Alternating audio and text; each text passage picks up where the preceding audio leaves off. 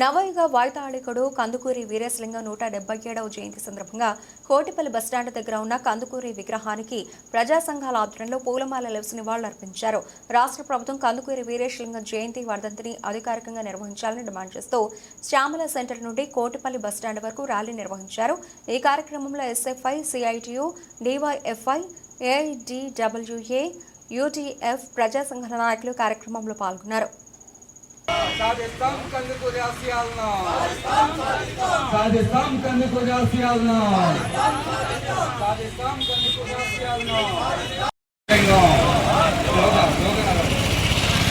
జోహార్ కందుకూరి వీరేశలింగం, జోహార్ కందుకూరి వీరేశలింగం. సాధిస్తాం కందుకూరి ఆశయాలను, సాధిస్తాం కందుకూరి ఆశయాలను, సాధిస్తాం కందుకూరి ఆశయాలను.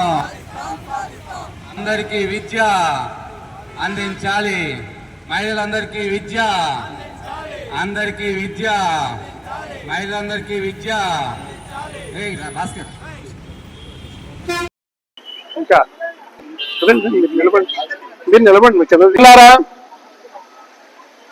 నవయుగ వైతాళికుడు కందుకూరి వీరేశలింగం గారి 177వ జయంతి ఈరోజు ఇక్కడ నిర్వహిస్తా ఉన్నాం. వాస్తవానికి ఈ 177వ జయంతి రాష్ట్ర ప్రభుత్వమే అధికారికంగా నిర్వహించాల్సి ఉంది. కానీ ఇటీవల రాష్ట్ర ప్రభుత్వం అధికారికంగా నిర్వహించే ప్రముఖుల జయంతులు, వర్ధంతులు జాబితా విడుదల చేసింది. ఆ జాబితాలో తెలుగు జాతి పునర్వికాసానికి పెద్ద ఎత్తున కృషి చేసినటువంటి మహనీయుడు కందుకూరి వీరేశలింగం గారికి ఆ జాబితాలో చోటు లేకపోవటం అత్యంత దురదృష్టకరం. కందుకూరి వీరేశలింగం గారు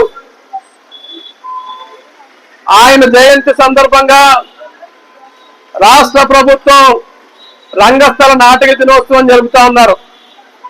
వాస్తవానికి కేవలం నాటక రచనలకు మాత్రమే వీరేశలింగం గారు పరిమితమై లేరు. వీరేశలింగం గారు యావత్ జీవితం ఒక పెద్ద సంస్కరణ ఉద్యమకారుడిగా మూఢత్వాన్ని ఆ రోజుల్లో తెలుగు జాతి మీద తెరలుగా మూఢత్వపు చీకట్లు కమ్ముకున్నప్పుడు ఆ మూఢత్వపు చీకట్లని చీల్చి చెండాడినటువంటి ఒక ఖడ్గదారిగా కందుకూరి వీరేశలింగం గారు నిలిచారు.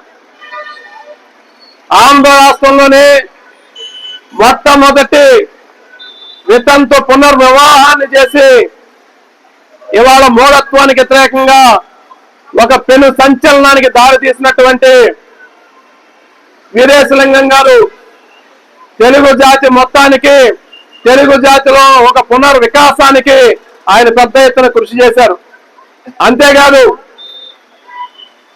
ఆ రోజుల్లోనే ఆయన ఒక విజ్ఞాన దాయకుడిగా నిలిచాడు.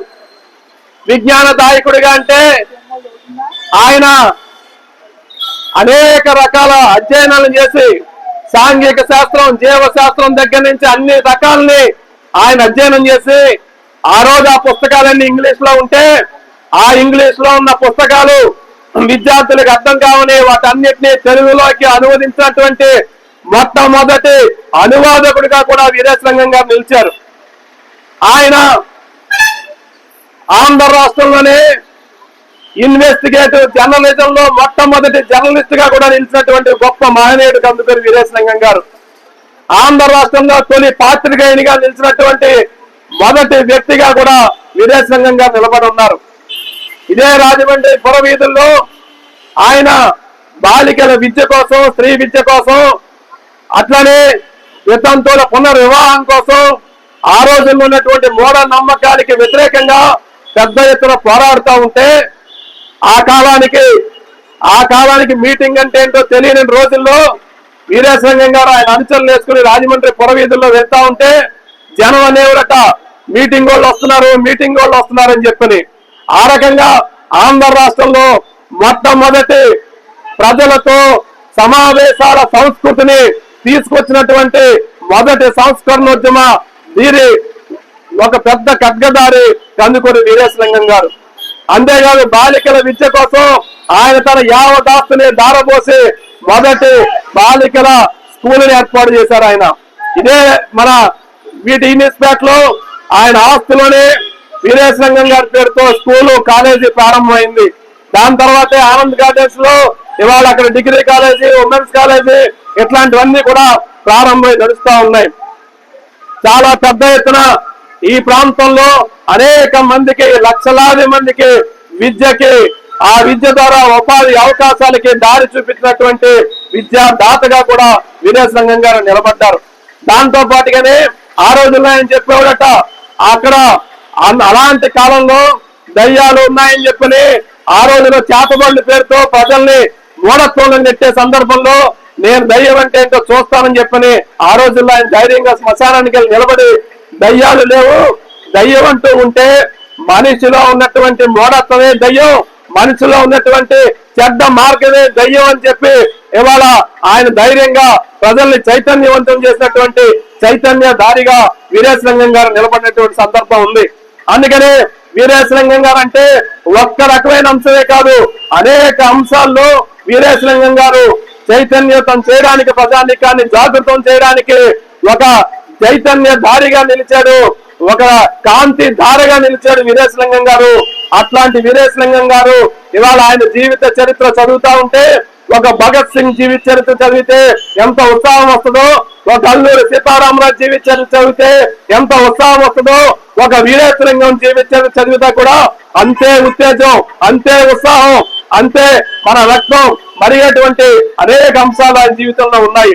అట్లాంటి ఆయన అనేక పుస్తకాలు రాయటం కోసం డబ్బులు అవసరమయ్యి మద్రాస్ ప్రెసిడెన్సీ కాలేజీలో లెక్చరర్ గా చేరాడు ఆయన.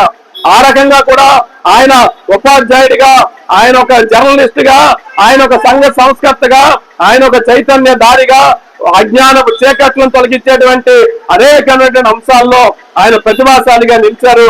ఆయన అనేక మందికి శిష్యరికం వహించారు, గురువుగా వ్యవహరించారు.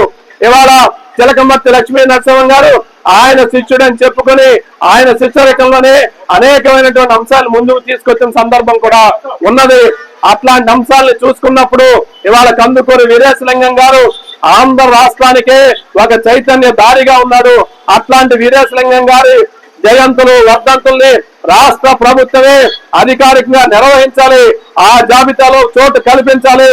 అట్లాంటి మహనీయుడి జీవిత చరిత్రని పాఠ్యాంశాల్లో చేర్చడం ద్వారా ఇవాళ ఉన్నటువంటి సమాజంలో రాబోయే తరాలకి ఇవాళ మూఢత్వానికి వ్యతిరేకంగా, అజ్ఞానానికి వ్యతిరేకంగా ఎట్లా నిలబడాలి, ఎట్లా పోరాడాలి, ఈ సమాజానికి ఏది అవసరం, ఏ చైతన్యం